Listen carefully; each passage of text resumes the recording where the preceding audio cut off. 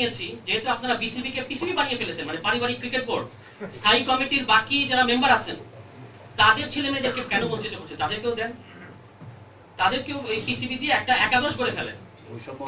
এটাই হচ্ছে, হ্যাঁ, তাদের সাথে বৈষম্য হচ্ছে, যাদেরকে আপনারা দিলেন না। মানে স্থায়ী কমিটি যে সকল মেম্বারদের ছেলেমেয়েরা জায়গা পেল না, তাদের সাথে বৈষম্য করা হচ্ছে। আমি তাদের হয়ে বলছি যে আপনারা বাকিদেরকেও এখানে দেন। এবং হ্যাঁ, এখানে আবার এই যে একজনকে রেখেছে, আপনারা দেখেন আমাদের অনেক প্রিয় রাসনা ইমাম আপা, তাকে কিন্তু এখন ববি হাজ্জাজের স্ত্রী হয়ে যেতে হয়েছে। মানে উনি ববি হাজ্জাজের স্ত্রী ডেফিনেটলি, কিন্তু এটা কিন্তু ওনার সামাজিক পরিচয় না। উনি একজন ব্যারিস্টার, উনি একজন আইন বিশেষজ্ঞ। এখন এই বিএনপির খপ্পরে পড়ে, মানে মানুষ ওই যে বলে না যে মানুষ বিপদ কেটে গেলে বিএনপি হয়ে যায়, এখন উনারা যে বিএনপির খপ্পরে পড়ছেন, এই বিএনপির খপ্পরে পড়ার কারণে উনার যে এতদিনকার প্রফেশনাল লাইফ, উনার যে এতদিনকার সামাজিক লাইফ, উনার যে সামাজিক মর্যাদা, সমস্ত কিছু এখন ববি হাজ্জাজের স্ত্রী হয়ে গেছে। এবং উনি এটা কেন মেনে নিয়েছেন আমি খুবই আশ্চর্য হয়েছি। আমি রাসনা ইমামের প্রতি আহ্বান জানাবো যে আপনি এই অপমানটা মেনে নিয়েন না, আপনি ওখান থেকে বের হয়ে আসেন। কারণ ওখানে আপনাকে ববি হাজ্জাজের স্ত্রী কোটায় রাখা হয়েছে, এটা আপনার জায়গা না।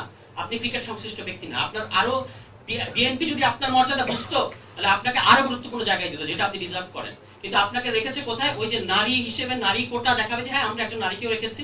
সেই জন্য তারা আসলে বিসিবির ওই পরিচালনা কমিটির সদস্য হিসেবে আপনাকে আসলে এর মধ্যে দিয়ে আপনার মর্যাদাকে তারা ভুলণ্ঠিত করছে। এটা রাসনা ইমাম বাবা বুঝবেন না, এটা আমরা বিশ্বাস করতে চাই না।